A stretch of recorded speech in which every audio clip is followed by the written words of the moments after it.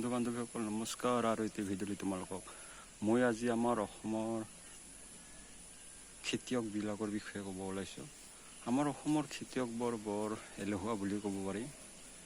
50%ৰো বেছি হ'ব, মানে কমচে কম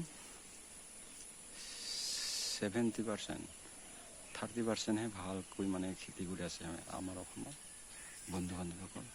সেয়েহে আমি বৰ এলেহুৱা হৈ থাকিলে নহ'ব। অসমখনৰ উন্নতিৰ কাৰণে খেতিটো মানে আগুৱাব লাগিব, সকলোৱে মানে গুৰুত্ব দিব লাগে। মই তাৰ প্ৰমাণ দেখাম এটা, মানে মই মোৰ ভিডিঅ'ৰ এই হেৰিতে মই দেখাই দিম তোমালোকক। বন্ধু বান্ধৱীসকল ভিডিঅ'বোৰ শ্বেয়াৰ কৰি দিবা, কিয়নো যাতে সকলোৱে পায়, অসমৰ মানুহে অলপ লাজ আহক, মনত অলপমান লাজ কৰক। সেয়েহে বন্ধু বান্ধৱীসকল এই ভিডিঅ'টো শ্বেয়াৰ কৰি দিবা আৰু ছাবস্ক্ৰাইব কৰিবলৈ নপাহৰিবা, কিয়নো মই ভাল ভিডিঅ' প্ৰচাৰ কৰি থাকিম আমাৰ অসমৰ বাবে। খেলৰ হওক, খেতিৰ বিষয়ে হওক, যিকোনো অভিজ্ঞতা, ভাল অভিজ্ঞতা মই প্ৰচাৰ কৰি থাকিম বন্ধু বান্ধৱীসকল। আজি মই এই খেতিৰ বিষয়ে জনালোঁ, আৰু মানে মাটিত খেতি কেনেকৈ কৰে, ধান খেতি হওক, যিকোনো খেতি। মই এটা আগতে ভিডিঅ' বনাইছোঁ ধান খেতিৰ বিষয়ে। বৰষুণৰ পানী ভৰসা কৰিব নালাগে, কিন্তু আমি খেতি কৰি থৈ দিলে নহয়, তাক নিৰণি কৰিব লাগে সময়মতে। এমাহ হৈ গ'লে ধান, তেতিয়া নিৰণি কৰিব লাগে।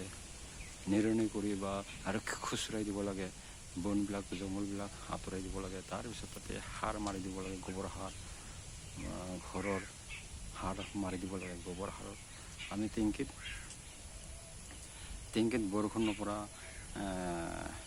চাল দি, বৰষুণৰ পৰা টিংপাত দি চাল দি মানে টেংকি বনাই ল'ব লাগে। তাতে মানে গোবৰ থ'ব লাগে, তেতিয়া সি বহুত ভাল পচন সাৰ হয়। পানীৰ ওপৰৰ পৰা পানীত পৰিব নালাগে। সেই সাৰবিলাক আমি নিৰণি কৰি দিয়া যিবোৰ ধান, তাত মানে দিব লাগে। তেতিয়া 30 মনলৈকে বিঘা, মানে সেইটো একদম খাটাং। এবাৰ নিৰণি কৰিলে দিলেই হ'ব, কিন্তু এই পচন সাৰটো হ'ব লাগে।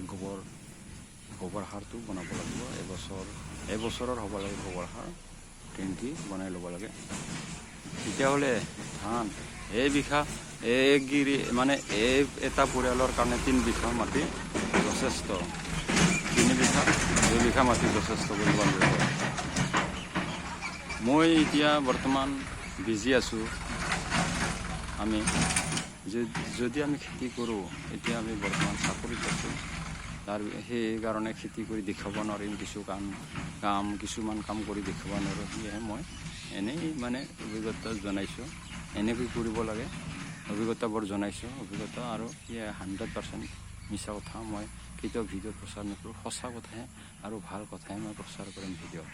সেয়েহে ডেৰ মাহ হৈ যোৱাত মানে নিৰণি কৰি ধানবোৰত বনবোৰ নিৰণি কৰি মানে খুচৰি দিব লাগে। মাটিবোৰ খুচৰি দি ব্যৱস্থা বনাব লাগে, তেনেকুৱা লোহাৰত খুচৰি দিয়া বনাই ল'ব লাগে। সেইবোৰত সাৰ ছটিয়াই দিব লাগে, গোবৰ সাৰ। তেতিয়া 27 মন 30 মনলৈকে ধান পাই যাব। বিঘা 30 মনলৈকে ধান পাব, সেইটো একদম খাটাং। আৰু 2-3 বিঘাতে এটা পৰিয়ালৰ মানে চলি যোৱাৰ কাৰণে টেনশ্যন নাই। 70, 80, 90 মন পাই যাব। সেয়ে বন্ধু বান্ধৱীসকল, মই ভিডিঅ'বোৰ বনাই থাকিম ভাল।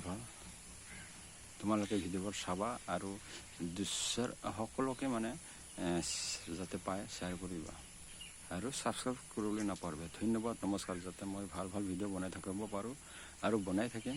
ছাবস্ক্ৰাইব নকৰিলেও ছাবস্ক্ৰাইব নকৰিলেও মই চেনেলত যিমান পাৰোঁ ভাল ভিডিঅ' বনাই থাকিম। ধন্যবাদ, নমস্কাৰ।